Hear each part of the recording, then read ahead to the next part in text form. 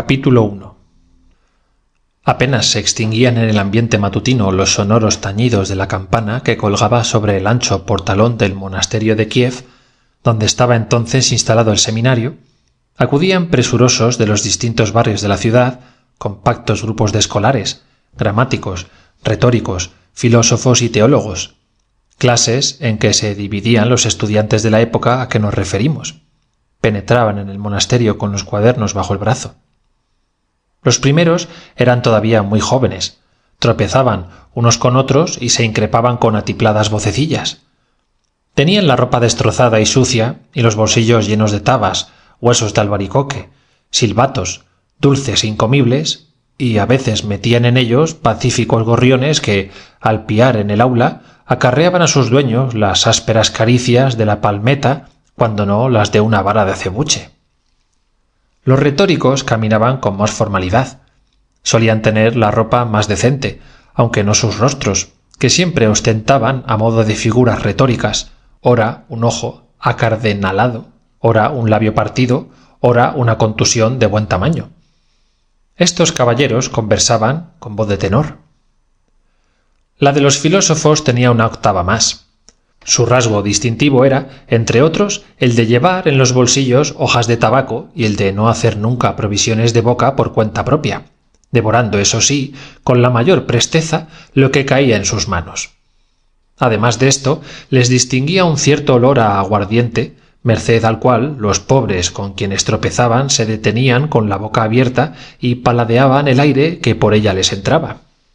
Los escolares acudían al seminario precisamente cuando era mayor la animación en el mercado, y las placeras, provistas de tortas, pasteles, petitas de melón y otras golosinas por el estilo, proclamaban desaforadamente las excelencias de sus productos y detenían por los faldones a los transeúntes, sobre todo si los faldones eran de paño fino o a lo menos de algodón.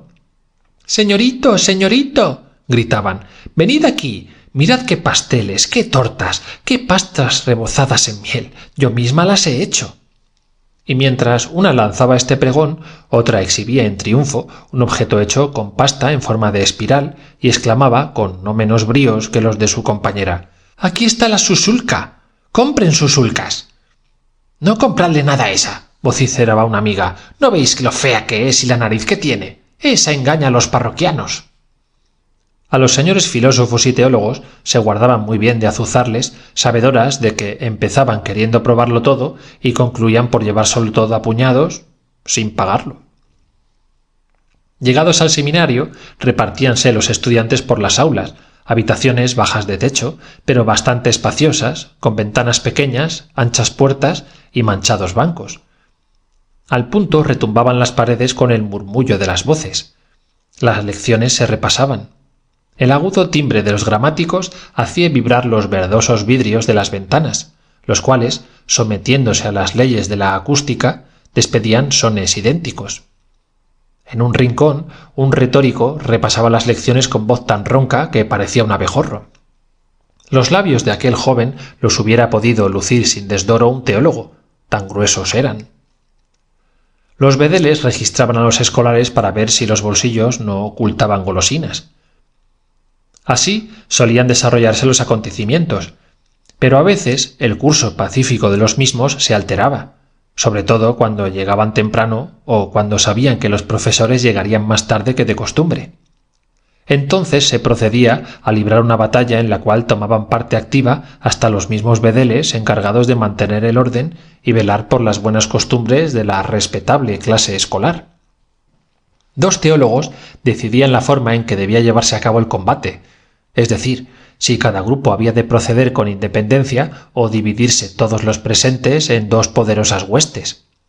De todos modos, eran siempre los gramáticos los que daban los primeros coscorrones y también los primeros que se retiraban del campo, encaramándose en los bancos y convirtiéndose en meros espectadores de la lucha. Al punto entraban en fuego los bigotudos filósofos y después hacían su aparición los teólogos con sus pantalones a la turea.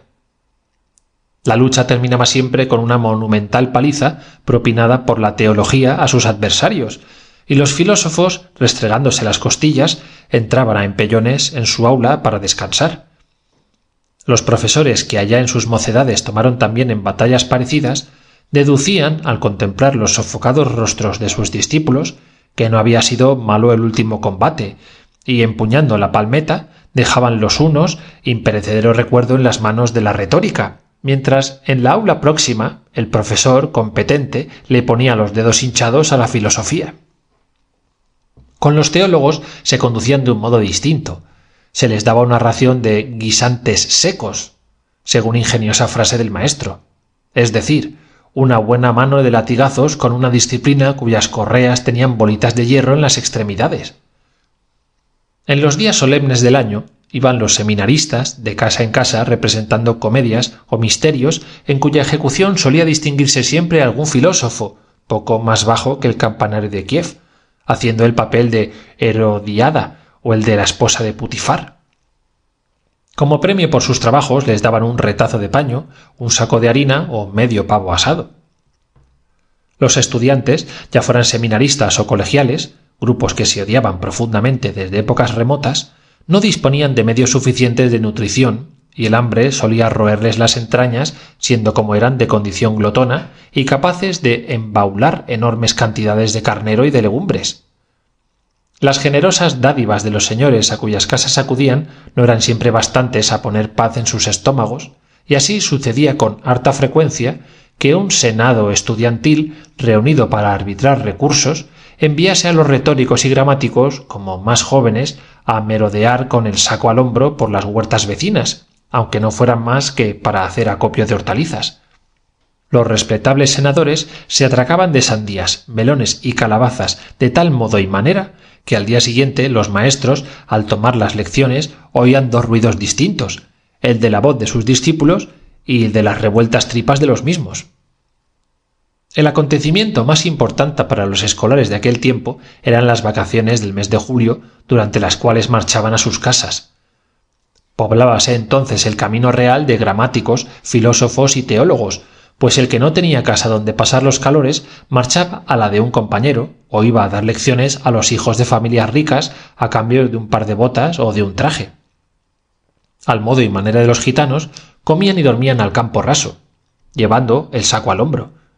Los más económicos eran los filósofos, que se quitaban las botas para no estropearlas y las llevaban atadas a un palo, sobre todo cuando había barro, porque entonces se remangaban los pantalones hasta la rodilla y se metían en los charcos sin temor a las salpicaduras.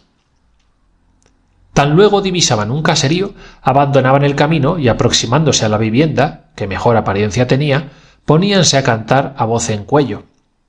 El dueño, que solía ser un cosaco, les escuchaba asomado a la ventana, y al poco rato lanzaba grandes y lastimeras voces. «¡Mujer!», exclamaba, «eso que cantan los estudiantes debe ser muy verdad. Anda y dales tocino o cualquier otra cosa que tengamos». Y una fuente llena de pastelillos de carne, unas cuantas lonjas de tocino, 4 o 5 panes y hasta una gallina iban a parar a las alforjas estudiantiles, cuyos amos, conseguido su objeto, se alejaban. A medida que aumentaba la distancia, iba disminuyendo el número de escolares, porque la mayoría se quedaban en las casas que se alzaban a uno y otro lado del camino. Solo seguían adelante los que no tenían casa o los que la tenían más lejos. Una vez, en la época en que se verificaba esta emigración escolar, 3 respetables colegiales se apartaron de la carretera por donde caminaban con ánimo de proveerse de viandas en el primer cortijo que encontrasen. Llamábanse Jayaba, Tomás Brut y Tiberio Goróvez, y eran respectivamente teólogo, filósofo y retórico. El primero era alto y fornido, su carácter era sombrío y taciturno, sobre todo cuando abusaba de la bebida, porque entonces se escondía en lo más enmarañado de la estepa, de donde no le sacaban sus amigos, sino después de largas pesquisas y muchas razones. Pero su carácter distintivo consistía en una tendencia irresistible a apoderarse de todo lo que llegaba al alcance de sus manos, fuera lo que fuera. El segundo era, por el contrario, de carácter alegre, amigo de estar tendido con la pipa en la boca, y, cuando bebía demasiado, lejos de ir a ocultarse donde nadie le viera, se entregaba a los más desaforados ejercicios coreográficos. Los guisantes secos los probaba con harta frecuencia, pero siendo fatalista decía que era inútil evitar el destino.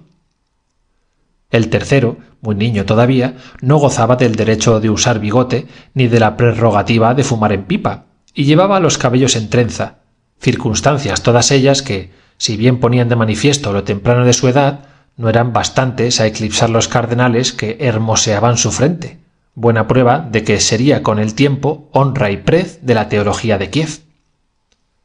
Empezaba a oscurecer cuando nuestros estudiantes se apartaron del camino. El sol se había ocultado, pero el calor de sus rayos caldeaba todavía la atmósfera. El teólogo y el filósofo caminaban en silencio, y el retórico se entretenía en descabezar con un palo los cardos que crecían a los lados de la senda por donde marchaban, y que, serpenteando entre grupos de encinas y nogales, a través de la pradera, ora subía, ora bajaba por las colinas, que a modo de cúpulas rompían la monotonía del paisaje. Los campos de labor que a cierta distancia se divisaban cubiertos de doradas mieses indicaban la proximidad de una granja. Fiándose de las apariencias, prosiguieron la marcha cosa de media hora sin columbrar vivienda alguna. Las sombras de la noche habían invadido buena parte del cielo y sólo hacia el poniente se veía un resplandor rojizo cuya fuerza iba poco a poco amortiguándose. «¡Vive Dios!», exclamó el filósofo. «¿No estamos a 2 pasos de un cortijo?». El teólogo no contestó. Miró el paisaje, dio una chupada a la pipa y echó a andar nuevamente. «No se ve absolutamente nada», exclamó otra vez Tomás Brut, deteniéndose.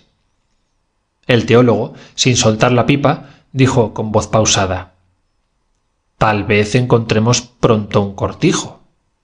A todo esto había cerrado completamente la noche y la oscuridad era grande. Las nubes, aunque pequeñas, acrecentaban las tinieblas, y a juzgar por las apariencias no había que contar con la luz de la luna ni con el resplandor de las estrellas. Los escolares repararon en que ya no caminaban por la senda, iban campo a traviesa. El filósofo tanteó el suelo y exclamó con voz no muy segura: «¿Y la vereda?». El teólogo reflexionó. «La noche es algo oscura», dijo con su serenidad acostumbrada. El retórico anduvo a gatas buscando la vereda, pero no descubrió más que madrigueras de zorros. Una llanura inmensa, por la que no parecía que nadie hubiese transitado jamás, se dilataba por todas partes. La soledad reinaba a la par del silencio. Tomás Brut dio voces que, sin respuesta ni eco, se apagaron en el espacio. Lo único que oyeron fue un aullido. «¿Qué vamos a hacer?», preguntó el filósofo. «Quedarnos aquí y pasar la noche a campo raso. No veo otra solución», le contestó el teólogo, encendiendo la pipa de nuevo. Tomás no pudo adherirse a lo propuesto por su compañero. Tenía la costumbre de devorar todas las noches un pan de 2 libras y un par de libras de tocino, y su estómago empezaba a reprocharle su negligencia. Es más, los lobos le desagradaban. «No, Jayaba», se apresuró a replicar. «¿Cómo quieres que hagamos semejante cosa? ¿Acaso te cabe en la cabeza que 3 cristianos se tiendan sobre el santo suelo a estilo perruno sin tomar el más ligero refrigerio? Más vale seguir andando. Quizá topemos con una choza donde nos den, aunque sea, más que una copa de aguardiente». Esta palabra produjo un efecto mágico en el teólogo. Escupió y dijo: «Tienes razón, aquí no podemos quedarnos». Echaron pues a andar, y grande fue la alegría que experimentaron el oír un ladrido. Cobraron ánimos y, dirigiéndose hacia el sitio de donde provenía, vieron una luz. «¡Granja tenemos!», exclamó Tomás Brut. Así, en efecto, aunque pequeña, formada por 2 edificios situados en el centro de un rústico vallado. En las ventanas había luz. Las siluetas de unos cuantos árboles se destacaron de entre las sombras, y a través de las grietas del portalón, que estaba hecho de tablas, vieron que en el patio había grandes carromatos. En el cielo brillaban algunas estrellas. «Hermanos», dijo uno de los estudiantes, «aquí no hay que andarse con melindres. Cueste lo que cueste, pasamos aquí la noche». Y los 3 aporrearon la puerta gritando: «¡Abrid!». El portalón se abrió rechinando, y una vieja que vertía amplio chaquetón de pieles se presentó ante los estudiantes. «¿Qué se os ofrece?», preguntó. «Danos albergue por esta noche, abuela. Nos hemos extraviado y el campo a estas horas es tan antipático como un estómago vacío». «¿Qué clase de gente sois?». «Gente de paz. Somos el teólogo Jayaba, el filósofo Tomás Brut y el retórico Tiberio Goróvez. —¡Imposible! —exclamó la vieja—. Tengo la casa llena de gente. Están ocupados hasta los rincones. ¿Dónde os voy a alojar? Sois tan robustos y grandotes que se vendría la casa abajo si entraseis en ella. Buenos están los tales filósofos y teólogos. Si admitiese a tamaña gentuza me quedaría con las 4 paredes. ¡Fuera, fuera! Aquí no hay sitio. Abuela, enternécete. ¿Quieres acaso que a 3 cristianos les suceda una desgracia? Ponnos donde quieras, y si te hacemos el menor daño, permita Dios que se nos sequen las manos ahora mismo. La vieja se ablandó. —Bueno —dijo—, hágase como queréis. Os llevaré a sitios distintos. No estaría tranquila si os quedaseis juntos. —Hágase tu voluntad, abuela. El portalón se abrió del todo y los escolares entraron en el patio.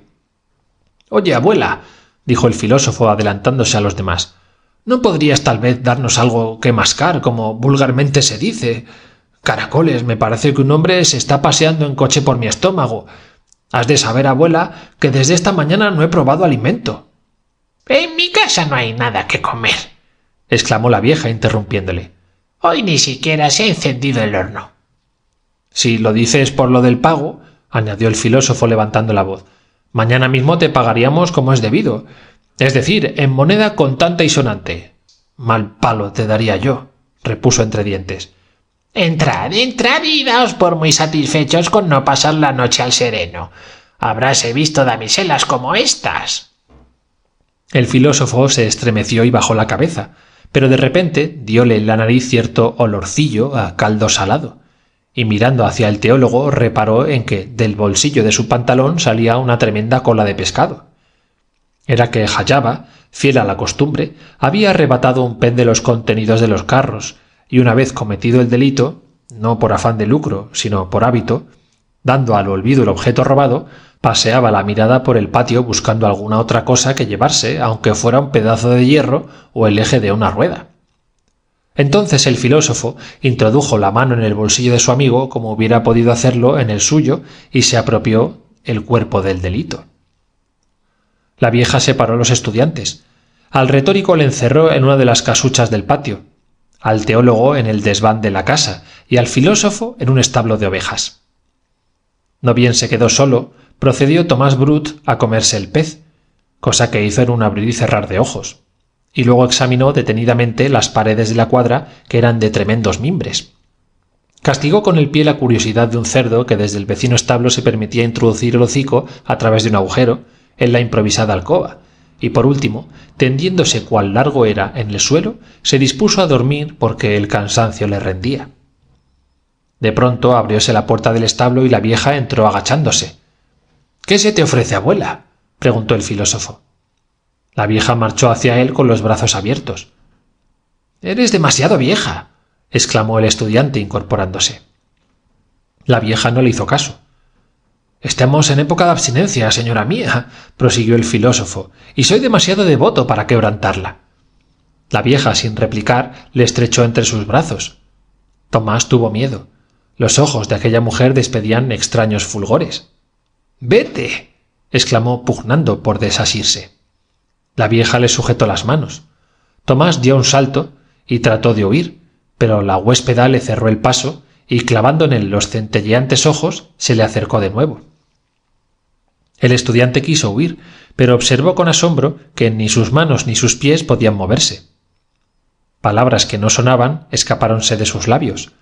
Los latidos de su corazón eran lo único que percibía con claridad. La vieja se le acercó, le cogió las manos, le obligó a bajar la cabeza, se encaramó sobre sus hombros con agilidad felina y dándole con una escoba lo hizo brincar como un corcel. Todo esto sucedió con tal rapidez que el filósofo no se dio cuenta de ello. La vieja lo lanzó a la carrera como se hace con los caballos cherqueses, y cuando ya había dejado muy atrás la granja y ante ellos se dilataba una planicie monótona, limitada por un bosque negro como el carbón, el filósofo se dijo: «¡Pero si es una bruja!». En el cielo brillaba la luna como una hoz de plata. La tibia claridad de la medianoche caía sobre el campo como a través de un tamiz esparciéndose a modo de niebla luminosa. El bosque, las praderas, las colinas, el mismo firmamento, parecían dormir con los ojos abiertos. El viento susurraba de cuando en cuando a lo lejos. En el ambiente se notaba cierto calor húmedo. Las sombras proyectadas por los árboles y arbustos parecían estar trazadas con tinta, y las de aquellos que se erguían junto a los barrancos caían rectas como lanzas hasta el fondo de los mismos. Tal era la noche en que Tomás galopaba llevando a cuestas tan extraño jinete. El estudiante sentía una angustia indefinible, pero, cosa rara, con esta angustia se mezclaba una sensación inexplicable de dulzura. Bajó la cabeza y miró hacia el suelo. ¡Qué espectáculo más raro se ofreció a su vista! La hierba de la pradera parecía estar muy lejos, cubierta con una capa de agua transparente como la de un arroyo, y servir de tapiz al fondo profundo de un misterioso océano. Y no era esto solo. En el cielo no brillaba la luna, sino un sol resplandeciente, y en el suelo las azules campanillas de la pradera sonaban como si fueran de plata. De las misteriosas aguas salía una ninfa cuyo flexible cuerpo ondulaba como si estuviese hecho de chispas de luz. La ninfa se volvía hacia él mostrando un rostro iluminado por rasgados y resplandecientes ojos, y cantaba con voz que llegaba al alma. Llegada que fue a la superficie, se alejó de nuevo lanzando alegres risotadas, para ir más lejos a nadar, flotando sobre la espalda. Su cutis parecía de nácar y rodeaba su cuerpo una aureola luminosa. Temblaba y se sonreía en las aguas. ¿Lo vio esto o no lo vio? ¿Estaba despierto o dormía? ¿Y aquello qué era? ¿El viento o era una música cuyos acordes melodiosos le llegaban al alma? Tomás se preguntaba la razón de aquellas maravillas. El sudor caía de su frente como granizo. Su angustia se iba convirtiendo en punzante dolor. Parecíale que el corazón le faltaba y de cuando en cuando se llevaba la mano al pecho, extenuado.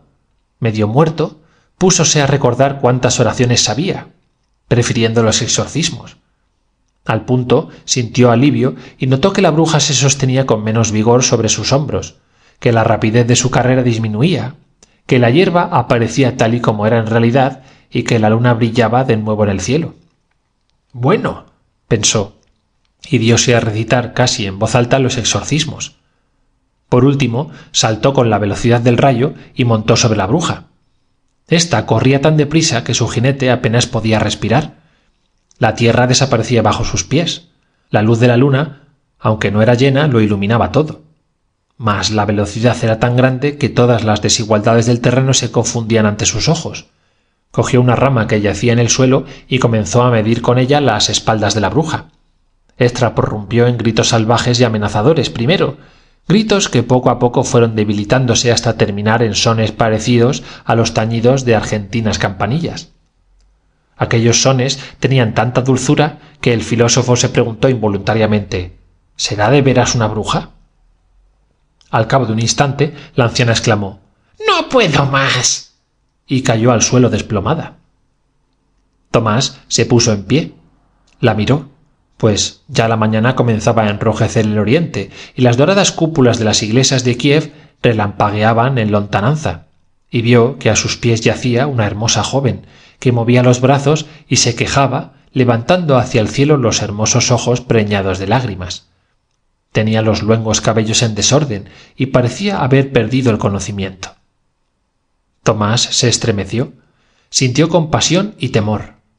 Echó a correr lo más deprisa que pudo, sin querer regresar a la granja, y llegó a Kiev pensando siempre en el extraño suceso. Fin del capítulo 1. Segunda parte. En la ciudad no había ningún seminarista. Todos se habían repartido por las granjas o marchado a dar lecciones o tomado las de Villadiego sin más objeto que vagabundear y hartarse de gatuchki, de queso, de smetana y de varenikis, tamaños como sombreros, sin pagar un cuarto. El inmenso edificio en que habitaban los seminaristas yacía silencioso y abandonado, y por más que escudriñó detenidamente los rincones y hasta pasó revista a las grietas y agujeros de las paredes, lugares que a veces servían de despensa a los estudiantes, no halló en ninguna parte un pedazo de tocino, ni siquiera un trozo de queso rancio con que apaciguar el estómago. Todo había desaparecido. Pronto halló el medio de aliviar aquella necesidad. Se fue al mercado, dio 2 o 3 vueltas, silbando. Hizo una seña a una viuda joven, vestida de verde, que vendía objetos tan heterogéneos como cintas, perdigones y ruedas. Y aquel día se hartó de varieniquis de pollo y de otros no menos suculentos manjares en una casita de adobes que se alzaba en un jardincillo plantado de cerezos a orillas del Dnieper. Después del banquete se fue a la taberna y allí lo vieron tendido en un banco, fumando su pipa y vaciando lentamente un jarro que tenía delante. Miraba a los que entraban y salían con ojos satisfechos, sin acordarse siquiera de la aventura de la víspera. Antes de salir, le pagó al tabernero, judío de nación, con una moneda de oro. Mientras Tomás comía y bebía, habíase esparcido por la ciudad el rumor de que la hija de uno de los propietarios rurales más ricos de la comarca, residente a unas 50 verstas de Kiev, había enfermado en circunstancias muy raras. Según se decía, había salido la joven a dar un paseo por la campiña y había vuelto a su casa tan rendida de cansancio que de allí a poco agonizaba. Antes de caer en el letargo que precede a la muerte, manifestó la desgraciada doncella el deseo de que las oraciones por la salvación de su alma las dijese durante los 3 días siguientes al de su muerte un seminarista de Kiev llamado Thomas Brut. Todo esto lo supo este último de labios del rector, que habiéndolo mandado llamar a su presencia, le ordenó que, sin dilación alguna, se aprestase a la marcha, para cuya más rápida realización había enviado el padre de la moribunda criados y un vehículo. El filósofo se estremeció a impulsos de un temor inexplicable. Lúgubres presentimientos lo asaltaron, y sin saber por qué, respondió que no iría. «Oye, Domine Tomás», exclamó el rector, cuyos modales y expresiones al hablar con sus subordinados solían ser extremadamente corteses. «¿Quién diablos te ha preguntado si quieres ir o no? Una cosa te advierto, y es que si tu carácter asoma la oreja y te pones a filosofar, haré que te den tantos latigazos en la espalda y en lo demás que en un mes no tendrás necesidad de ir al baño». El filósofo se rascó suavemente la oreja y se retiró sin decir palabra, pensando en aprovechar la primera ocasión que se presentase para confiar su salvación a las piernas. Sumido en estas meditaciones, bajó la tosca escalerilla que conducía al patio, pero aún no había llegado a éste cuando oyó clara y distintamente la voz del rector, que daba órdenes a su intendente y a alguien más que pertenecía sin duda a la servidumbre del propietario. «Le darás las gracias a tu amo por la harina candeal y los huevos que me ha mandado», decía el rector, «y le dirás que en cuanto estén listos los libros de que me habla, me apresuraré a enviárselos, pues le he dicho a mi escribiente que los copie. No te olvides de decirle, alma mía, que sé que hay en su finca unos peces que saben a gloria, especialmente a cetrinas, de las cuales bien podría mandarme unas cuantas, ya que aquí en la plaza no son buenas y cuestan caras. Y tú, Yaptug, dale a los muchachos una copa de aguardiente a cada uno y que aten bien al filósofo, no se os vaya a escapar». «Hijo de Satanás», murmuró el filósofo, «qué listo es». El filósofo vio que en el patio había una kibitka, o sea, un coche de campo, más parecido a un horno de cocer tejas puesto sobre ruedas que a un vehículo destinado a transportar personas. Era un carruaje al estilo de Cracovia, y semejante a los que emplean los judíos para trasladarse en número de 50 o 60 con sus mercancías a todas las poblaciones donde saben que hay feria. Esperábanlo media docena de cosacos gruesos y coloradotes y ninguno joven, cuyos svitkis de paño fino adornado con pasamanería demostraban que el amo a quien servían era noble y opulento, y cuyos rostros, cubiertos de cicatrices, revelaban ser gente guerrera y amante de la gloria militar. «Lo que está escrito, murmuró el filósofo al ver a los cosacos, y volviéndose hacia ellos, exclamó en voz alta: «¡Salud, hermanos!». «Dios te la conserve, señor filósofo», respondieron. «¿De modo», añadió Tomás, «que voy a tener el gusto de ir con vosotros?» «¡Caramba, qué coche!», exclamó encaramándose en la britska. Aquí para poder bailar no falta más que la música. Algo grande es, en efecto, respondió uno de los criados, tomando asiento junto al cochero, el cual se había amarrado el pañuelo a la cabeza por haberse dejado la gorra en la taberna. Los otros cosacos, juntamente con el filósofo, se acomodaron en el interior del vehículo y se tendieron sobre sacos de objetos comprados en la ciudad. Interesante sería saber cuántos caballos tendrían que tirar de este coche si lo cargasen de sal o de clavos, dijo el filósofo. El cosaco, sentado junto al cochero, se puso a reflexionar y dijo: «No serían pocos». Después de haber dado respuesta tan satisfactoria, se creyó obligado a guardar silencio durante todo el camino.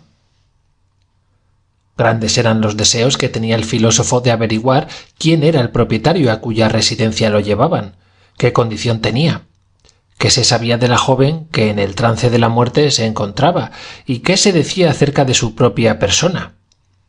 No menos deseaba saber cómo se pasaba el tiempo en aquella casa. Y así, volviéndose hacia sus compañeros de viaje, comenzó a hacerles preguntas. Mas ellos, que eran también filósofos, dieron la callada por respuesta y siguieron fumando sus pipas echados sobre los sacos. El único que abrió la boca lo hizo para decirle al cochero: «Oye, animal, cuando pases por delante del ventorrillo que está al mediar el camino, acuérdate de parar los caballos y de despertarnos, si es que nos hemos dormido». Decir esto y ponerse a roncar fue la misma cosa. En honor de la verdad, hay que decir que semejante advertencia era del todo inútil, pues apenas se acercó la britska al lugar en que se hallaba la venta, todos a una gritaron: «¡Para!». Es más, los caballos estaban tan bien enseñados que se detenían instintivamente delante de todos los establecimientos de este género. A pesar del calor, pues corría el mes de julio, bajaron todos del coche y se encaminaron con paso alerta hacia la única habitación del mísero ventorro, de la cual salía en aquel momento el dueño con alborozado semblante para recibir a sus consecuentes parroquianos. Entraron todos y se sentaron alrededor de una mesa sobre la cual colocó el tabernero unos cuantos chorizos de cordo, de cuyo manjar se apartó al punto por ser judío de nación, y sendas jarras de vino. El filósofo se vio en la necesidad de tomar parte en el banquete, y como los nacidos en la pequeña Rusia se suelen aturdir muy pronto con la bebida y tan luego sucede esto comienzan a llorar y abrazarse, tuvo que presenciar escenas tiernísimas. La habitación resonó con el estrépito de los abrazos y el rumor de los besos, y se oían exclamaciones del tenor siguiente: «¡Dame un abrazo, Spirit!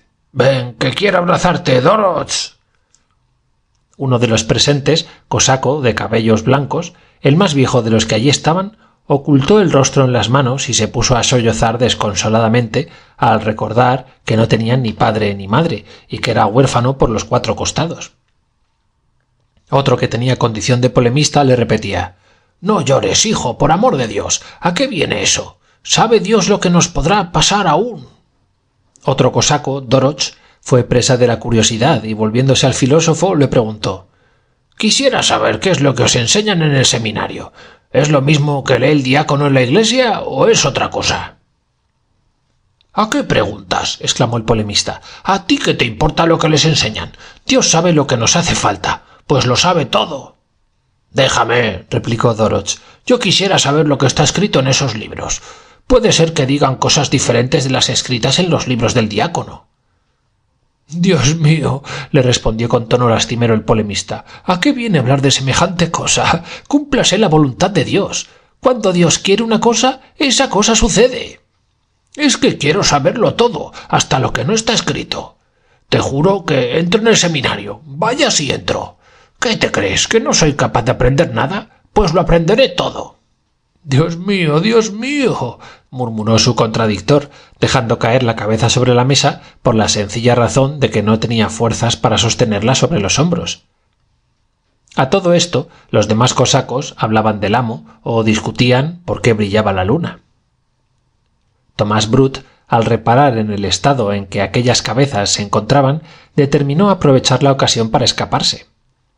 Lo primero que hizo fue dirigirse al cosaco de cabellos blancos que lloraba por sus difuntos padres y preguntarle: «¿Por qué lloras, amigo? Yo también soy huérfano». «Dejadme en libertad, hijos míos», añadió volviéndose hacia los demás. ¿De qué os sirvo? Pongámoslo en libertad, exclamaron algunos. Es un pobre huérfano. Dejémosle que se vaya a donde le parezca. ¡Dios mío! Balbuceó trabajosamente el polemista, levantando un poco la cabeza. Dejémosle que se vaya a donde mejor le parezca. Ya querían los mismos cosacos ponerle en libertad, cuando el que tanta curiosidad había demostrado en punto a instrucción los detuvo con estas palabras. No lo soltéis, que quiero hablar con él acerca del seminario. Ya he dicho que quiero entrar en el seminario. Aunque el curioso cosaco no hubiese formulado tan inoportuna exigencia y el filósofo hubiese quedado en libertad de tomarlas de Villadiego, no le hubiese sido posible realizarlo, pues cuando quiso ponerse en pie le pareció que tenía de palo las piernas y que las puertas de la habitación se multiplicaban prodigiosamente hasta el punto de ser imposible dar con la verdadera. Ya empezaba a caer la tarde cuando los cosacos comprendieron que era hora de proseguir el camino. Subieron trabajosamente en el vehículo que los había traído, arrearon los caballos y, tendiéndose cuán largos eran, se pusieron a cantar coplas cuyas palabras y sentido era imposible en todo punto averiguar. Después de haber caminado, saliéndose constantemente de la carretera, por más que se la supiesen de memoria hasta muy mediada la noche, la britska descendió por la escarpada ladera de una colina hasta el fondo de un valle donde, según pudo observar el filósofo, se alzaban de trecho en trecho hileras de estacas que alternaban con raquíticos árboles detrás de los cuales se veían las techumbres de las casas. Era el pueblo que pertenecía al propietario cosaco. Ya habrían pasado algunas horas desde la medianoche. El cielo estaba oscuro y aquí y acullá brillaban pequeñas estrellas. En ninguna casa había luz. A uno y a otro lado del camino se veían granjas y casuchas con techos de paja. En medio del pueblo había una casa mayor que las demás, que servía al parecer de residencia al dueño. La britska se detuvo ante una pequeña granja, dentro ya de la cerca de estacas que rodeaba la casa señorial, y los viajeros se fueron a dormir. Bien hubiera querido el filósofo echar un vistazo a lo que lo rodeaba, pero al abrir los ojos lo vio todo confuso, y en vez de una casa creyó tener delante un oso, y las chimeneas le parecieron otros tantos rectores, y así, haciendo un gesto de desagrado, imitó la conducta de los que le habían traído. Cuando se despertó, hallábase en movimiento toda la casa. La hija del dueño había muerto durante la noche, y mientras los criados corrían de un lado a otro y las viejas lloraban, un grupo de curiosos contemplaba el patio a través de la valla como si fuese posible que desde allí viese algo. El filósofo aprovechó aquellos momentos de confusión para contemplar a sus anchas los lugares que no había podido ver la víspera.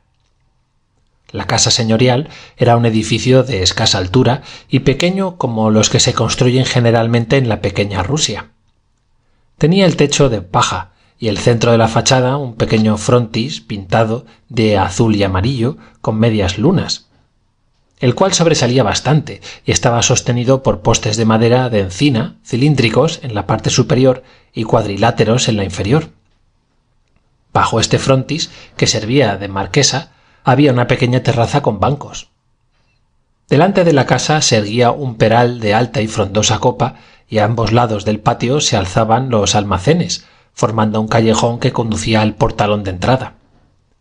Detrás de los almacenes se veían dos bodegas triangulares, una enfrente de otra, con techos de paja, cuyas paredes provistas de pequeñas puertas estaban adornadas con diferentes pinturas que representaban un cosaco sentado sobre un tonel levantando en alto un jarro. Debajo de la pintura había este letrero: «Me lo beberé todo». Otra de las pinturas representaba botellas, vasos, pipas, cartas y hasta un caballo con las patas por alto. Debajo se leía: «El vino es la diversión de los cosacos». Del quicio de una ventana situada junto al tejado de la casa señorial colgaban un tambor y una corneta. En la puerta del patio había dos cañones.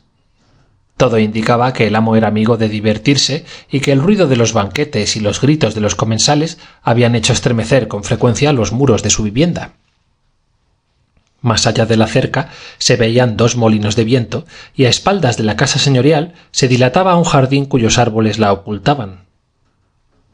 El pueblo estaba edificado sobre la ancha y lisa vertiente de una colina que cerraba el horizonte hacia el norte y cuyas ondulaciones terminaban en el patio mismo.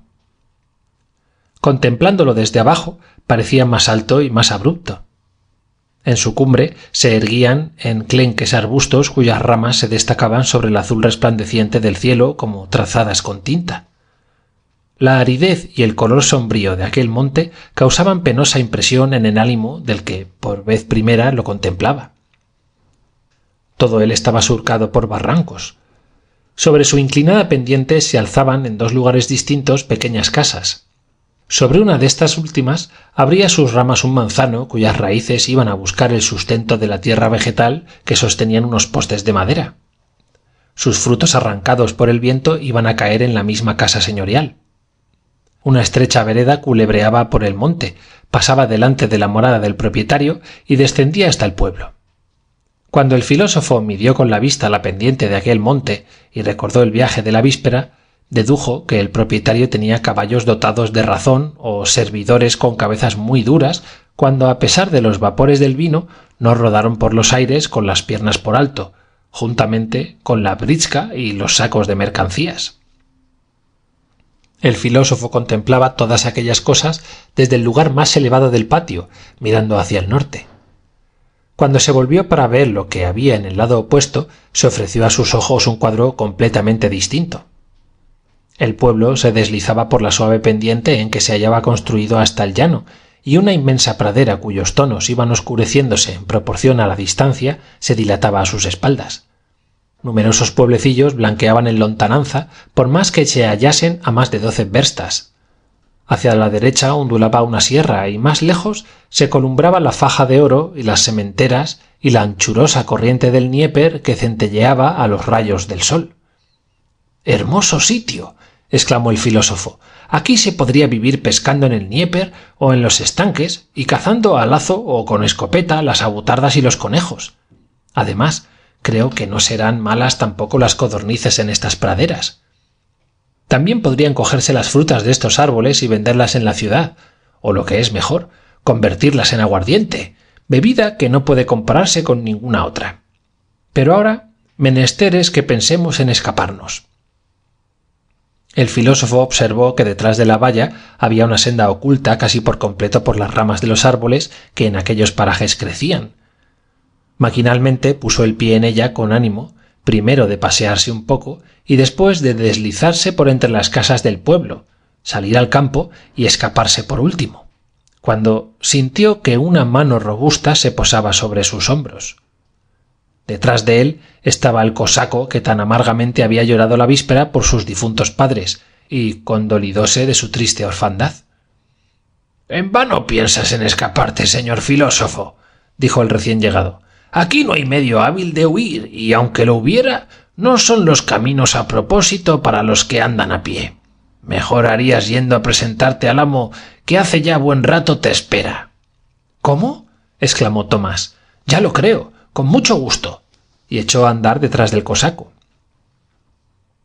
El sotnik tenía los cabellos blancos y su semblante reflejaba un dolor profundo. Hallábase en la sala, sentado junto a una mesa y tenía la cabeza apoyada en las manos. Su edad sería aproximadamente de unos 50 años, pero la amargura de su mirada y la palidez y demacración de su rostro demostraban que su espíritu había recibido uno de esos golpes que agostan los ánimos y hacen que desaparezcan para siempre el buen humor y la alegre despreocupación. Cuando Thomas Brut y el cosaco penetraron en la estancia, apartó una mano del rostro y contestó con ligera inclinación de cabeza al respetuoso saludo de ambos. Los recién llegados permanecieron en el umbral. «¿Quién eres? ¿De dónde vienes y cuál es tu profesión, buen hombre?», preguntó el sotnik con entonación ni amable ni brusca. «Soy el seminarista Thomas Brut». «¿Quién fue tu padre?». «No lo sé, poderoso señor». «¿Y tu madre?». «Tampoco lo sé. Pensando con lógica, fuerza es que crea en la existencia de mi madre, pero ¿quién fue? ¿Cuándo vivió? Eso lo ignoro, magnífico señor». El sotnik guardó silencio, permaneciendo breves instantes sumido en reflexiones. «¿Cómo conociste a mi hija?». «No la he visto jamás, poderoso señor. No he tenido nunca nada que ver con señoritas. Y no quiero hablar, no sea que la lengua se me vaya». Entonces, ¿por qué te ha designado a ti o no a otro cualquiera para rezar por su alma? —Sábelo Dios —respondió el filósofo encogiéndose de hombros—. Sabido es que a las señoras se les ocurren cosas que no acierta a explicar el más sabio. Bien dice el proverbio: quien manda, manda y cartucho en el cañón. —¿Será cosa que mientas, señor filósofo? Pártame aquí mismo un rayo si lo que digo no es cierto. —Si tu vida se hubiese prolongado no más que un instante —exclamó con voz enronquecida por las lágrimas el sotnik—, averiguara yo el porqué de todo. No dejes que nadie rece por mi alma, sino hasta que venga de Kiev el colegial Thomas Brut. Ese es el único que rezará durante 3 noches consecutivas por la salvación de mi alma pecadora. Él sabe. ¿Pero qué es lo que sabes? Eso no llegué a oírlo. La pobre, apenas pudo decir estas palabras, murió. Tú, buen hombre, tendrás fama de santo por la pureza de tu vida y por tus buenas obras. Quizá llegase tu nombre a sus oídos por esta razón. —¿Quién? ¿Yo? —exclamó el filósofo retrocediendo, poseído de asombro. —¿Yo? ¿Vida santa? —repitió mirando fijamente al sotnik. —Dios os tenga en su santa guarda, poderoso señor. Buena cosa habéis dicho. ¿Yo, vida santa? Cuando, aunque me esté mal el decirlo, fui a ver a una panadera en Viernes Santo. Bueno, en todo caso por algo te habrá designado, y desde hoy mismo empezarás a cumplir tu misión. Me permitiré hacer observar a vuestra magnificencia que por más que toda persona conocedora de las Sagradas Escrituras puede hacer lo que de mí se exige, en el caso presente sería mejor llamar a un diácono, y si no lo hubiese, a un sacristán, por ser estas personas ilustradas que saben cómo hay que hacer esas cosas sin que les falte un detalle. Yo, por no tener, ni siquiera tengo voz, y mucho menos presencia. Será todo lo que quieras, pero mi hija me encargó que fueses tú el que rezara, y yo lo cumpliré sin reparar en nada. Si a contar de esta noche pasan 3 rezando como se debe por su alma, te recompensaré. Si no, al mismo demonio no le aconsejo que me enfade. La entonación de estas últimas palabras fue tal que el filósofo se dio cuenta perfecta de lo que significaban. —Ven —dijo el sotnik. Ambos salieron de la sala y penetraron en una habitación contigua. Tomás se detuvo en el dintel para asonarse y lo cruzó con inexplicable temor. El pavimento estaba cubierto de seda roja. En un ángulo, bajo las sagradas imágenes y sobre una alta mesa, yacía el cadáver de la hija del sotnik, sobre un tapete de terciopelo azul con fajas y borlas de oro. Altos blandones, en torno a los cuales se enroscaban guirnaldas de romero, se alzaban en los 4 ángulos de la mesa, esparciendo una claridad turbia que se mezclaba con la del día. El sotnik levantó el velo que cubría el rostro de la muerta y se sentó junto a ella volviendo la espalda a la puerta. Las palabras que pronunció entonces emocionaron profundamente al estudiante. «No me quejaré, amada hija mía», exclamó, «de que en la flor de tus años y sin haber gozado de la vida me hayas abandonado en la tierra y héchome presa del dolor y de la desesperación. Quéjome, sí, de no saber quién fue el cruel enemigo mío que ocasionó tu muerte, pues si yo averiguase quién pudo pensar siquiera en agraviarte o en soñar con decirte algo que te desagradara, entonces voto al cielo que el tal no volvería a ver a sus hijos si era tan viejo como yo, o a sus padres si se hallaba en la flor de los años, y que su cadáver serviría de pasto a las aves y a las fieras de la estepa. Mi dolor procede, encanto mío, de que a partir de ahora he de vivir solo, llorando amargas lágrimas, mientras mi enemigo se regocija y hace secreta burla de un anciano achacoso». Calló el sotnik. El punzante dolor se desbordaba en lágrimas. El filósofo, conmovido, tosió para aclararse la garganta. El sotnik se volvió hacia él y le indicó un atril con libros, colocado a la cabecera de la difunta. «Pues, señor», pensó Tomás, «trabajaré 3 noches de cualquier modo y por ello me llenará el sotnik los bolsillos de buenos ducados». Así, diciendo, se acercó al atril, tosió otra vez y se puso a leer oraciones sin prestar atención a cuanto lo rodeaba, sin mirar siquiera al rostro de la muerta. Reinó profundo silencio. El sotnik se había retirado. Despacio, muy despacio, volvió la cabeza y miró el cadáver. Tomás se estremeció. Ante sus ojos yacía una joven cuya hermosura no había palidecido con el supremo tránsito. Parecía imposible que hubiesen podido existir rasgos tan bellos, tan regulares, tan armónicos como los de aquel rostro. La joven aparentaba estar dormida. La frente, espaciosa y blanca como la nieve, parecía albergar aún los pensamientos. Las cejas, noche en pleno día, se dibujaban finas, elegantes y orgullosas sobre los cerrados ojos. Las largas y negras pestañas caían como flechas sobre las mejillas enrojecidas aún por el calor de ocultos y ardientes deseos, y los labios semejaban rubíes prontos a entreabrirse y a sonreír de placer. Tenían, empero, aquellos rasgos algo sobrenatural, y al contemplarlos sintió Tomás impresión semejante a la que hubiese experimentado si en el bullicio de un baile, cuando todos se entregasen poseídos de gozo a la danza, alguien hubiese entonado un himno fúnebre. De repente notó en el rostro de la difunta algo raro, medroso, que despertó sus recuerdos. ¡La bruja!, exclamó con voz alterada, y apartando los ojos del catafalco, púsose a leer oraciones, pálido como un muerto. La hija del sotnik y la bruja a quien había dado muerte eran una misma persona. Fin del capítulo 2.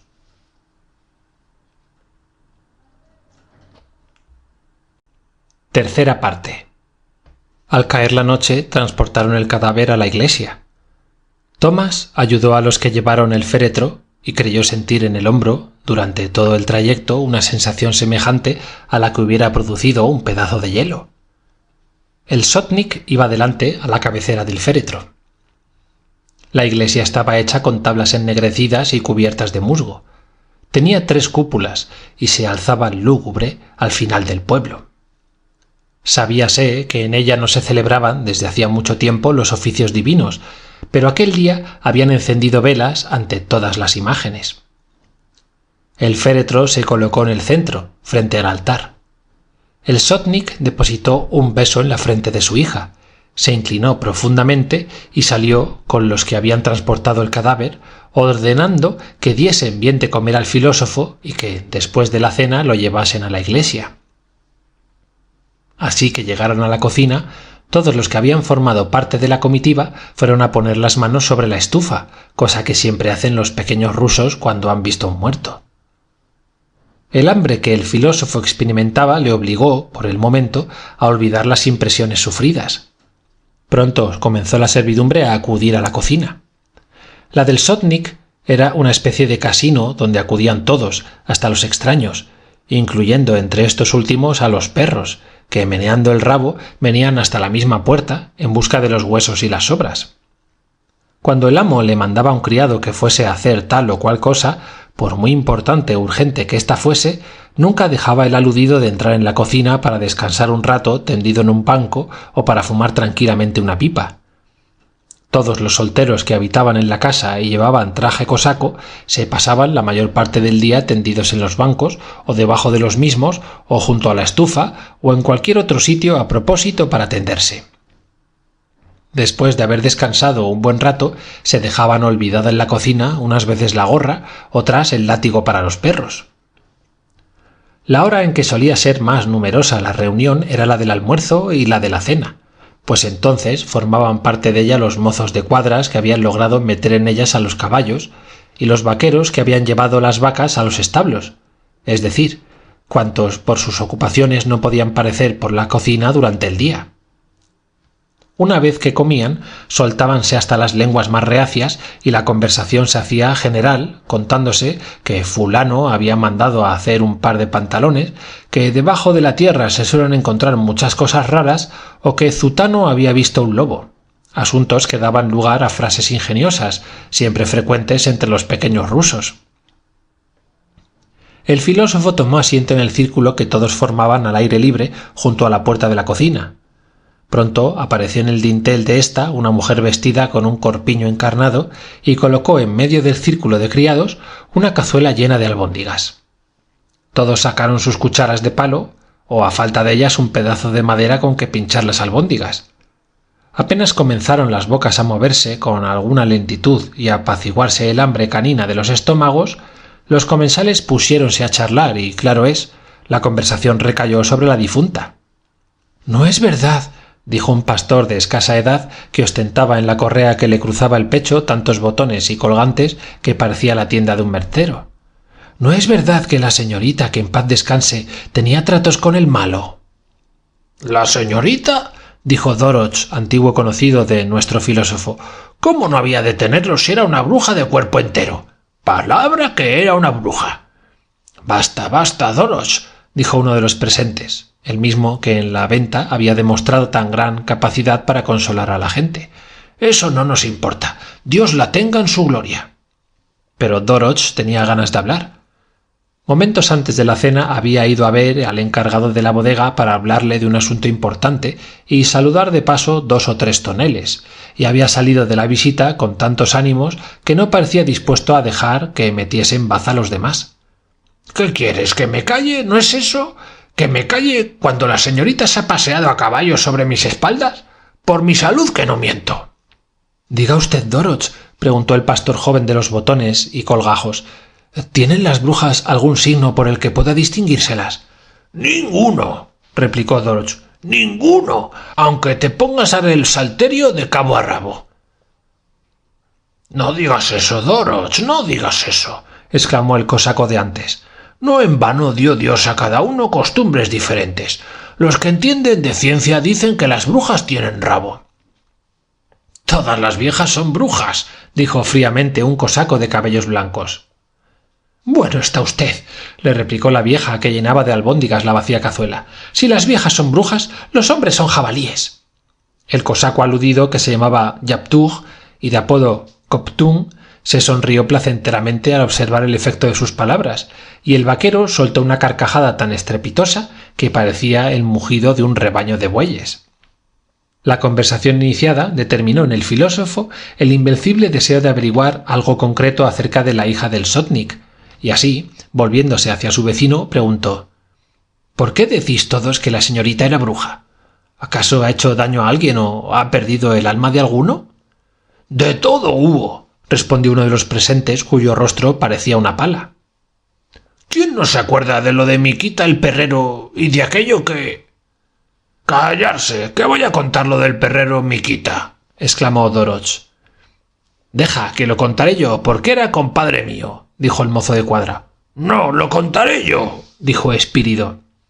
«Que lo cuente Espírido», gritó la asamblea. Espírido comenzó a usar de esta forma de la palabra que le había sido concedida. «Tú, señor filósofo, no conociste a Miquita. Hombres como él caen pocos en libra. A cada perro lo conocía como si fuese su padre.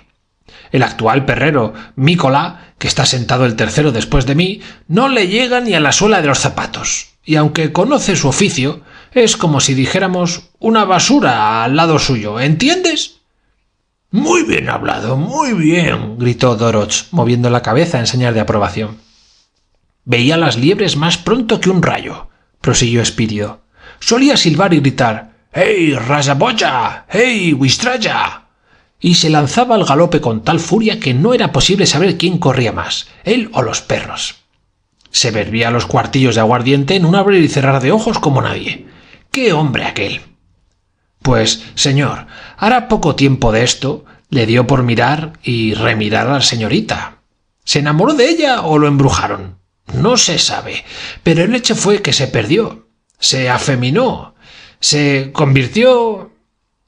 ¡Uf! Ni decir se puede. «Muy bien», dijo Doroch. Apenas lo miraba la señorita, las riendas se escapaban de la mano, y a Razboya lo llamaba Brovki. Tropezaba y no sabía lo que hacer. Un día entró la señorita en la cuadra mientras él lavaba un caballo. «Miquita, te voy a poner el pie encima», le dijo. Y el muy memo se sonrió y le dijo: «No solo el pie, sino el cuerpo, si quieres sentarte». La señorita levantó la pierna y al verla él, tan blanca, tan bonita, perdió el juicio. Bajó la cabeza, cogió las piernas de la señorita y echó a correr llevándola encima. ¿A dónde fueron? Eso ni él mismo lo pudo decir después, pero volvió medio muerto y desde aquel día se puso más seco que un esparto. Y un día fueron a la cuadra y en vez de miquita se encontraron con un montón de cenizas y un jarro vacío. Se había quemado del todo. Se quemó él mismo. Y era un perrero como no volveremos a tenerlo. Al terminar Espíritu su relato, todos alabaron al difunto perrero. ¿Y de lo de Chepija no sabes nada?, preguntó Doroch volviéndose hacia Tomás. No. Por lo visto en el seminario no se enseña nada que tenga sentido común. Pues escucha. En nuestro pueblo vive un cosaco llamado Scheptum, un buen cosaco. Le gusta alguna que otra vez robar y mentir sin necesidad, pero es un buen cosaco. Su casa no está lejos de aquí. Pues verás, cierto día, en hora parecida a esta, se acostó Scheptum, terminadas las faenas del día, y como el tiempo era bueno, su mujer se tendió en el patio y Scheptum dentro de la casa, o en un banco, o Scheptum en el patio y Schepija en la casa. Y no en un banco, sino en el santo suelo. Estaba Schepija, exclamó una vieja que escuchaba el relato desde el dintel de la cocina con una mano puesta sobre la mejilla. Doroch la miró, clavó los ojos en el suelo, volvió a mirarla y tras corto silencio dijo: «Si delante de todos te quitasen la falda, no sería muy bonito el cuadro». Esta advertencia hizo su efecto. La vieja se calló y no volvió a despegar los labios. «En la cuna, que estaba colgada del techo de la habitación», prosiguió Doroch, «había una criatura, no sé de qué sexo. Schepija se acostó al cabo de un rato. Oyó un ruido parecido al de un perro que se restriega contra una puerta y unos aullidos tales que era preciso echar a correr. Se asustó, porque las mujeres son tan tontas que en cuanto cae la noche con solo sacarles la lengua se desmayan. Sin embargo, pensó, le voy a dar a ese perro un palo en los hocicos a ver si calla. Cogió una estaca que tenía a mano y fue a abrir la puerta. Apenas la entreabrió, le pasó el perro entre las piernas y se fue derecho a la cuna del niño. Schepija observó cómo lo que ella creía perro no era tal perro, sino la señorita. Después de todo, si la señorita quería ir de paseo, nadie tenía que impedírselo, pero el hecho era que estaba toda azul y que le ardían los ojos como carbones. Cogió al niño, le mordió en la garganta y bebió la sangre. Schepija gritó «¡Dios mío!» y salió corriendo del cuarto. Abajo la puerta estaba cerrada. Se metió en la despensa, se sentó en el suelo y se puso a temblar. Entonces llegó la señorita, se acercó a ella y empezó a comérsela. Por la mañana Scheptum encontró a su mujer medio comida y toda negra. De allí a 2 días se murió la muy tonta. Cosas de esta índole las había a cada paso. Aunque se trate de una familia noble, cuando se es bruja, se es bruja. Una vez terminada su relación, Doroch paseó la satisfecha mirada por el auditorio y encendió la pipa. El tema de la bruja se hizo interminable. Cada cual se apresuró a decir algo. A uno se le había aparecido en forma de haz de trigo en las mismas puertas de su casa. A otro le había robado la pipa o la gorra. A más de una muchacha le había cortado la trenza, y a otras les había chupado la sangre por libras. Por último, la asamblea volvió en su acuerdo y reparó que había charlado demasiado, pues ya la oscuridad era completa. Los criados fueron a tenderse en los camastros colocados en la cocina, o en las granjas, o en medio del patio. «Ahora, señor Tomás, razón es que vayamos a donde está la difunta», dijo al filósofo uno de los cosacos, y dicho esto, encamináronse a la iglesia. Formaban parte de la comitiva del estudiante Doroch, Espíritu y 2 cosacos más. Durante el trayecto hubieron de apartar a latigazos los canes que pululaban por el pueblo, animales de tan mala condición que por tal de morder hincaban los dientes en los palos. A pesar de que el filósofo con un buen jarro de aguardiente había hecho acopio de valor, la cobardía que se aposentaba en su ánimo aumentaba a medida que se acercaban al templo, cuyas luces brillaban en lontananza. Los horripilantes relatos que acababa de escuchar contribuían a excitar todavía más su imaginación. Las tinieblas que reinaban al pie de las empalizadas y debajo de los árboles del camino comenzaron a esclarecerse y éste se hizo más despejado y más cómodo. Traspusieron por último la añosa valla de la iglesia y penetraron en un pequeño patio más allá del cual no había árbol alguno, sino campos yermos y praderas envueltas en las sombras profundas de la noche. Los cosacos subieron la tosca escalinata de madera que daba acceso al templo y penetraron en éste. Una vez allí, desearon al filósofo que llevase a feliz término su cometido y lo dejaron solo, no sin haber echado la llave a la puerta conforme a la orden expresa del sotnik. El filósofo se quedó solo. Primero bostezó. Estiróse después. A continuación se sopló en las manos y por último paseó la mirada alrededor suyo. El féretro yacía en medio del templo. Ante las ennegrecidas imágenes ardían velas que iluminaban el presbiterio, pero cuya luz apenas llegaba al centro de la iglesia, dejando sus apartados ángulos envueltos en profundas tinieblas. El alto y vetusto presbiterio mostraba a las claras el abandono y sus tallas doradas brillaban solamente en algunos sitios por haberse ennegrecido en otros y caídose completamente el oro en los demás. Los rostros de los santos habían sufrido idéntica transformación y aparecían sombríos y medrosos. El filósofo paseó de nuevo la mirada por la iglesia. «¿De qué voy a tener miedo?», murmuró. «Nadie puede entrar aquí, y por lo que hace a los muertos y a las apariciones, sé plegarias que con solo recitarlas no me tocarían ni al pelo. Leamos». Llegado que hubo al coro, reparó en unos paquetes de velas. «¡Magnífico!», exclamó. «Voy a iluminar la iglesia de tal suerte que se verá en ella como si fuese de día. ¡Ja, ja! ¡Qué lástima que en la mansión del Señor no pueda fumarse una pipa!». El filósofo colocó velas en todas las cornisas, en los fascistoles, delante de todas las imágenes, sin reparar en el número, de modo que la iglesia se llenó de luz. En lo alto, las sombras tomaban tonos azulados y los santos miraban desde sus marcos dorados con lúgubre expresión. Tomás se acercó al ataúd. Lo consideró con temor primero, mas después no pudo apartar los ojos del rostro de la muerta. Tan terrible y fascinadora era su hermosura. Tomás quiso alejarse, pero llevado de este sentimiento extraño e inexplicable que a sí mismo se contradice y que jamás abandona a los poseídos por el miedo, al retirarse miraba. Al mirar temblaba, y sin embargo no apartaba los ojos del objeto de su horror. La belleza de la muerta era tan pura que parecía sobrenatural. Quizás no hubiese infundido al filósofo tal terror si hubiese estado menos hermosa, mas su fisonomía no era la de un cadáver, sino la de un ser vivo, y al estudiante le parecía que aquellos ojos cerrados lo miraban y que del párpado derecho se escapaba una lágrima que al resbalar por la mejilla resultó ser una gota de sangre. Con paso rápido marchó al presbiterio, abrió el libro y para infundirse ánimos se puso a leer en voz alta, cuyos ecos se deslizaron por las paredes mudas desde hacía luengos años, esparciéndose por los ámbitos de la iglesia en medio del mortuorio silencio. «¿De qué voy a tener miedo?», pensó. «Nadie puede entrar aquí, ni ella se levantará de su ataúd al oír la palabra de Dios. ¿Qué me importa que esté ahí? Buen cosaco sería yo si me dejase dominar por el miedo. De seguro he bebido demasiado y por eso me asusto. Tomaré rapé. El tabaco es una gran cosa, un descubrimiento magnífico». A pesar de todo, cuando terminaba una página, miraba a hurtadillas hacia el féretro y le parecía oír una voz que decía: «¡Mira, mira! ¡Ya se levanta! ¡Mira! ¡Ya sale del féretro!». Pero no. El silencio era fúnebre. El féretro yacía inmóvil y las velas derramaban torrentes de luz.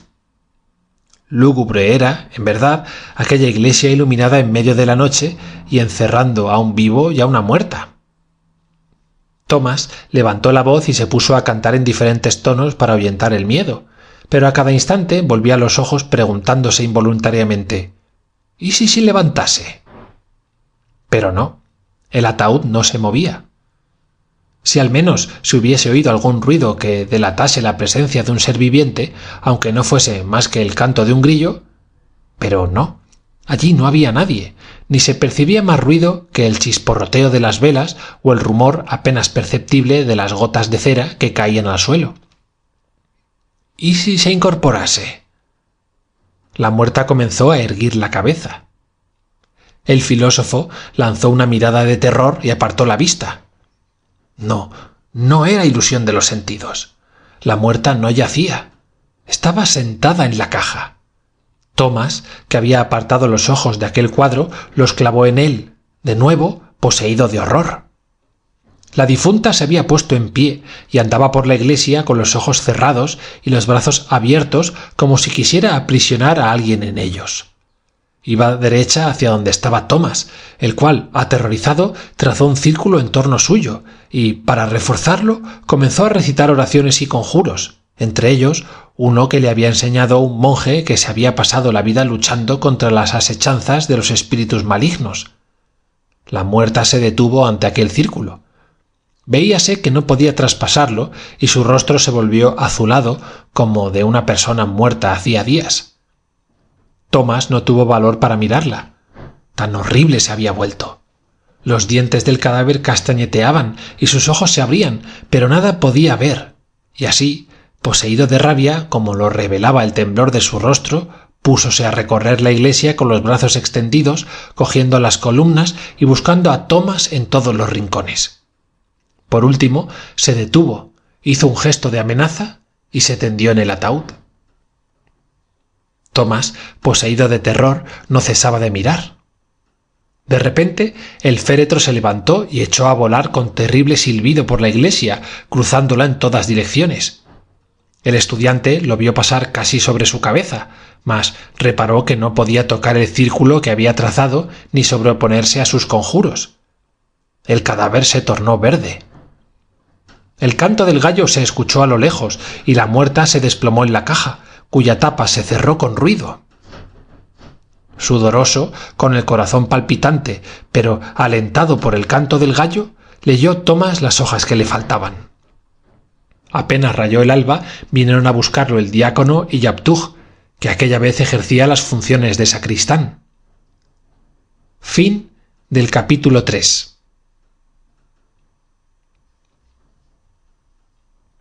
Cuarta parte. Llegado que hubo al lecho el filósofo, tardó largo tiempo en dormirse.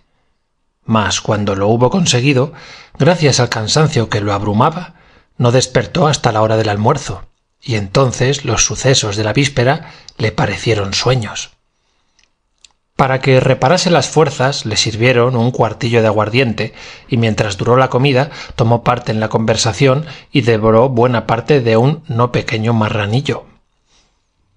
De lo que le había acaecido durante la noche no se atrevió a hablar, obedeciendo a un sentimiento extraño que él mismo no pudo explicarse, y contestó a las preguntas de los curiosos diciendo que, en efecto, le habían acaecido todo género de maravillas. El filósofo era de las personas que, cuando comen bien, se muestran extraordinariamente filantrópicas, y así se recostó, encendió la pipa y se puso a mirar los comensales con ojos muy húmedos sin cesar de escupir. Después del almuerzo recobró toda su energía. Se paseó por el pueblo, trabó amistad con la mayor parte de los vecinos, lo echaron de 2 casas en que penetró y una moza de buen ver le midió las espaldas con una pala por haber querido enterarse de qué tela era el corpiño que llevaba. Poco le duró el buen humor, pues a medida que se acercaba la noche fue poniéndose pensativo y cabizbajo. Mientras llegaba la hora de la cena, pusiéronse los criados a jugar a los bolos y a la cascha, que es ese mismo juego con la diferencia de que el vencedor tiene derecho a pasearse a horcajadas sobre el vencido. El juego adquirió interés. Unas veces el vaquero, que era ancho de espaldas y grueso, montaba sobre los hombros del porquero, que era pequeño y débil y con la cara arrugada. Otras veces era Doroch el que montaba sobre el vaquero, exclamando «¡Este sí que es un buey!». En la puerta de la cocina se habían sentado los más formales y contemplaban el cuadro con mucha seriedad sin soltar la pipa de la boca, aun cuando la juventud los increpase con palabras inconvenientes. En vano procuró Tomás mezclarse en el juego. Las ideas más lúgubres le atormentaban como clavos que tuviese hundidos en el cerebro, y por más que hacía por desecharlas y por animarse, el terror se iba apoderando de su espíritu a medida que las sombras de la noche se dilataban por el cielo. «Señor filósofo, ya es hora», le dijo el viejo cosaco amigo suyo levantándose. «Vamos a trabajar».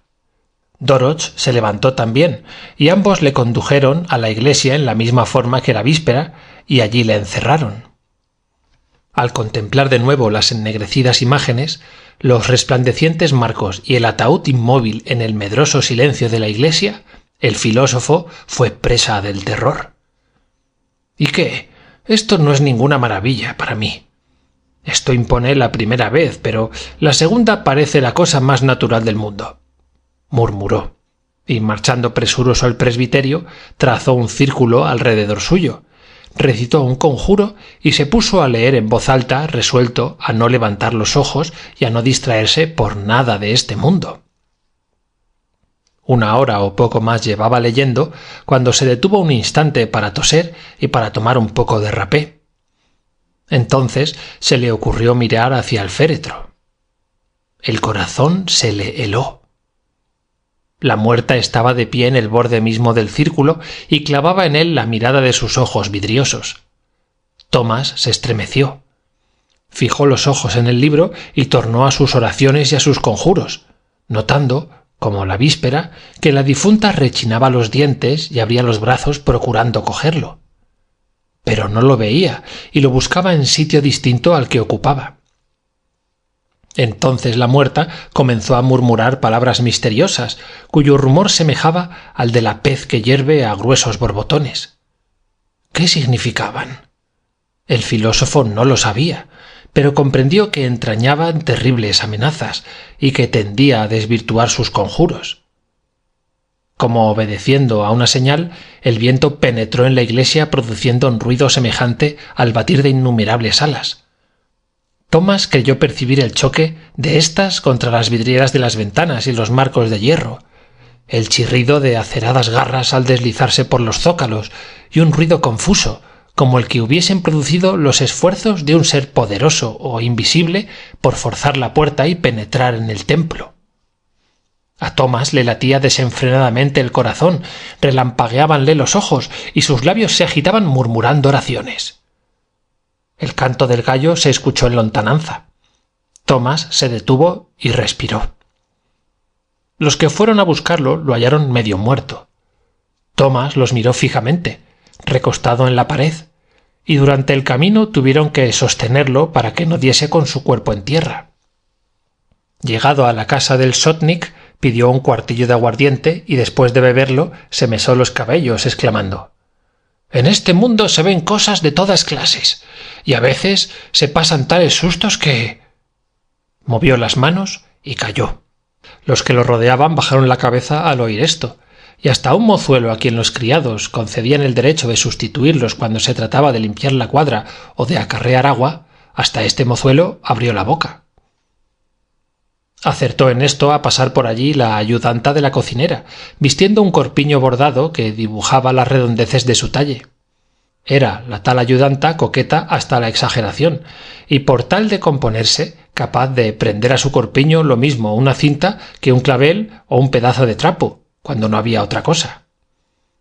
«Buenos días, Tomás», exclamó al ver al filósofo. «¡Ay, ay! ¿Qué te ha pasado?», añadió dando una palmada.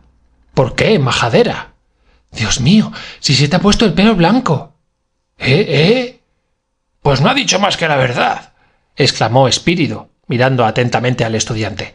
«Se te ha puesto el pelo tan blanco como al mismo Yaptug». El filósofo, al oír esto, corrió como un loco hacia la cocina, donde había visto pegado a la pared un pedazo de espejo manchado por las moscas, pero rodeado de claveles y otras flores que demostraban que su destino era auxiliar la coquetería de las damas, y vio con horror que era cierto lo que decían. La mitad del pelo se le había puesto blanco. Tomás bajó la cabeza y se puso a reflexionar. «Voy a ver al amo», dijo de allí a poco.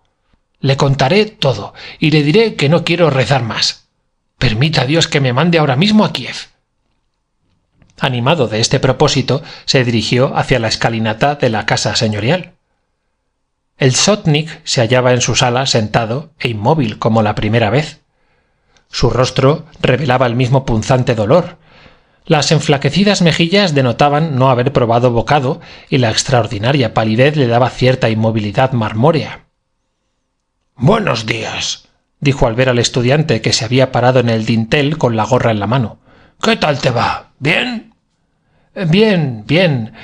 Se ven en este mundo tales diablerías que más vale coger la gorra y echar a correr hasta donde lo lleven a uno las piernas. ¿Cómo? Sí, señor. Vuestra hija, al parecer, era de linaje noble, cosa que nadie pretenderá negar, pero no en vano hay que rogar a Dios porque tenga misericordia de su alma. ¿Qué pasa con mi hija?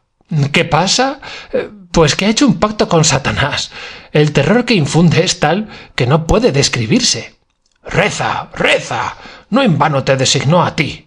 La pobrecilla se preocupaba de su alma y quiso que por medio de las oraciones que tú dijeses se marchasen las malas ideas que pudo tener. Será lo que queráis, señor, pero yo no puedo seguir rezando. ¡Reza, reza!, exclamó el sotnik con tono que no admitía réplica. Ya no te queda más que una noche. Con ello harás una obra de caridad y obtendrás una buena recompensa. Sea la que quiera la recompensa, no rezaré más, aunque así lo queráis, exclamó Thomas con energía. Escucha, filósofo, le replicó el sotnik con tono duro y amenazador. Tus salidas de tono no me gustan. Allá en el seminario podrás permitírtelas, pero en mi casa no. Yo también sé dar azotes a la gente, pero no como el rector. ¿Sabes lo que es un buen látigo de cuero? ¿Cómo no?, respondió el filósofo bajando la voz. Todo el mundo sabe lo que es un látigo de cuero. Cuando los latigazos son muchos no pueden soportarse. Eso es, pero lo que seguramente no sabes es la maña que se dan mis criados para manejarlos, añadió el sotnik poniéndose en pie y dando a su fisonomía la expresión de arrogancia y crueldad propias de lo indómito de su carácter, agobiado por el dolor que lo embargaba. En mi casa se pega primero, después se rocían las espaldas con aguardiente y luego se vuelve a pegar.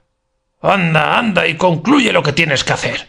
Si no me obedeces, no volverás a andar en dos pies. Si concluyes tu tarea, te daré 1000 escudos.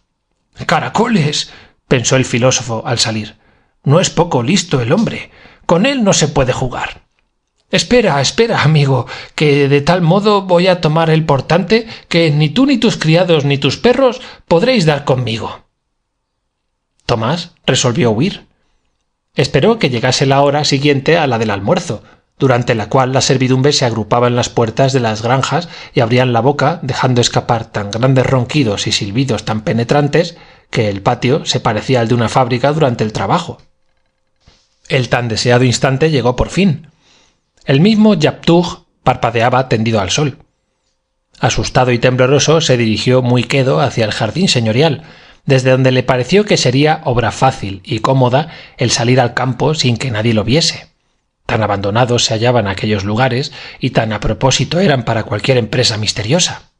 Excepto una vereda por la que pasaron los criados, todo lo demás estaba cubierto por las ramas de frondosos cerezos silvestres y de una infinidad de plantas que crecían libremente, ofreciendo a los atrevidos nudos y ramas a propósito para trepar y escaparse. La hiedra cubría como una red la pintoresca colección de diversos árboles y de matorrales salvajes, formando a modo de techo del que pendían gruesas campanillas y enroscados talles. Detrás de la valla que servía de límite al jardín se dilataba un verdadero bosque de matajos por nadie curioseado, y donde una hoz se hubiera hecho polvo al herir con su filo los leñosos troncos de aquellas plantas silvestres. Cuando el estudiante quiso trasponer la valla, le castañeaban los dientes y el corazón le latía con tal fuerza que él mismo se asustó. Los faldones de su levitón se agarraban al suelo como si alguien los clavase en él mismo, y una vez que pasó la valla le pareció oír un murmullo extraño parecido al de una voz que murmurase: ¿A dónde vas? ¿A dónde vas? El filósofo se hundió en aquel mar de plantas salvajes y echó a correr, tropezando constantemente con las añosas raíces y dando con las cañas de los pies en las ramas que arrastraban por el suelo.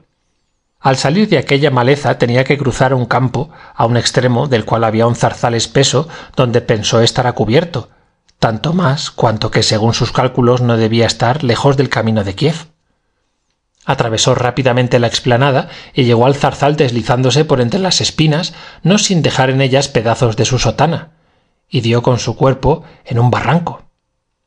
Las ramas de los árboles formaban allí una espesa bóveda y tocaban el suelo en algunos sitios. Un arroyuelo cruzaba el barranco, brillando como si fuera de plata líquida. Tomás, al verlo, se inclinó y satisfizo la sed, acrecentada por la impaciencia que sentía. «¡Qué agua más hermosa!», exclamó, secándose los labios. «Aquí quizás se podría descansar». «No, más vale que sigamos adelante, pues si no la persecución va a ser muy desigual», replicó una voz a sus espaldas. El estudiante se volvió. Delante de él estaba Yaptúj. «Llévente los diablos», murmuró. «Si lo hubiera sabido, tomó las de Villadiego. Lástima de vara de acebuche con que romperte la cara». «En vano has dado todo este rodeo», dijo Yaptúj. «Mejor hubiera sido venir por el mismo camino que yo, pues pasa por delante de las cuadras. Así no te hubieras estropeado la ropa. Lástima de paño, era buenísimo. ¿A cuánto pagaste la vara? Vaya, nos hemos paseado bastante. Volvamos a casa». El filósofo se rascó la nuca y echó a andar detrás de Yaptúj. «Ahora», murmuró, «la maldecida bruja hará conmigo lo que le venga en gana. Después de todo, ¿por qué he de tener miedo? ¿No soy cosaco? Ya he rezado 2 noches, pues rezaré la tercera con ayuda de Dios. Por lo visto, la dichosa bruja ha pecado muy regularmente cuando así la protege el diablo». Pensando en estas cosas, penetró en el patio de la casa señorial. Habiéndose animado algún tanto con las reflexiones de que hemos hecho mención, rogó a Doroch, el cual, merced a la amistad que le unía al encargado de la bodega, entraba en ésta cuando le venía en gana, que le trajese un frasco con aguardiente, y habiéndolo traído, se sentaron bajo un cobertizo y despacharon cosa de medio pellejo de tan preciado licor. De pronto se puso el filósofo a dar grandes voces, diciendo: «¡Músicos! ¡Que vengan los músicos!». Y sin esperarlo siquiera se fue a un lugar despejado y se puso a bailar no parando de moverse, con gran contento de la servidumbre que formaba círculo alrededor suyo, hasta la hora de la cena. Cuando se detuvo, escupió y fuese diciendo a cuantos lo miraban: «Así baila un hombre». Después se tendió y se quedó tan dormido que para despertarlo tuvieron que rociarlo con agua fría. Cuando cenó, se puso a decir que él era cosaco y que no tenía miedo a nada ni a nadie. «Ya es hora», dijo Yaptúj. «Vayamos». «Permita Dios que se te seque la lengua, maldito», murmuró el estudiante. «Vamos allá», exclamó en voz alta. Durante el camino miraba a derecha y a izquierda y charlaba alegremente con sus acompañantes, pero Yaptúj guardaba silencio y Doroch no parecía tener ganas de contestarle. La noche era infernal. Los lobos aullaban a lo lejos en bandadas y el ladrido de los perros era medroso. «Parece que los que aullan son bichos raros y no lobos», exclamó Doroch. Yaptúj no replicó, ni el filósofo encontró cosa que responderle. Llegados que fueron a la vetusta iglesia, Yaptúj y Doroch dejaron solo al estudiante y cerraron la puerta. Todo estaba lo mismo.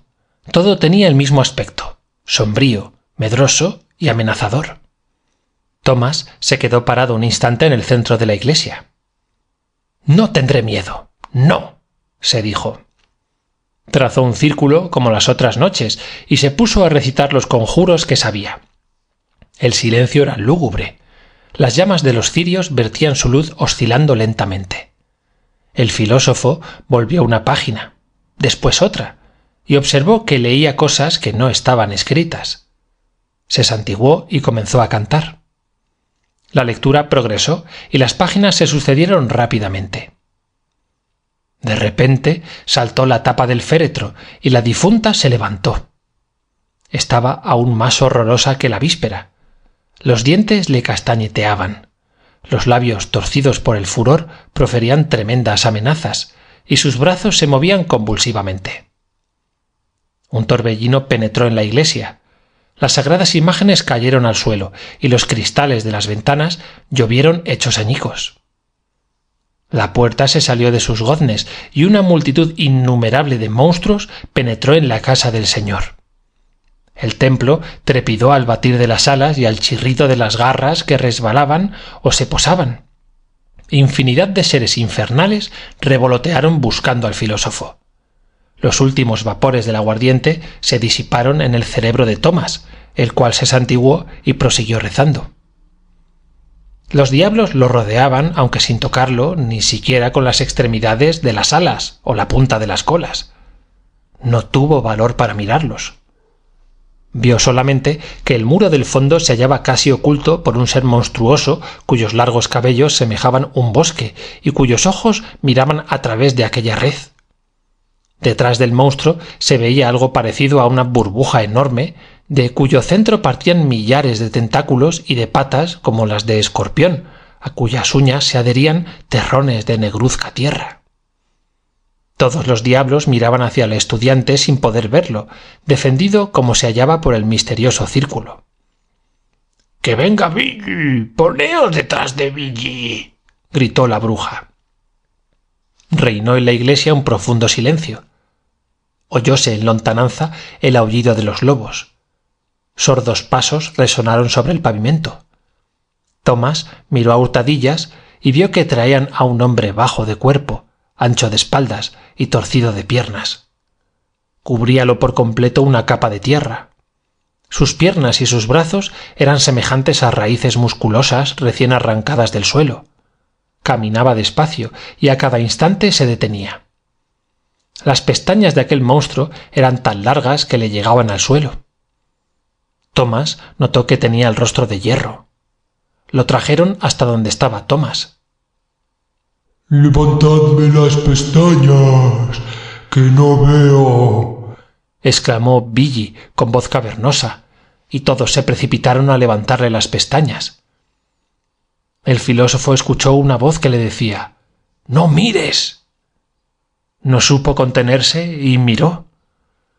—¡Helo aquí! —gritó Billy, dirigiendo hacia él su dedo de hierro.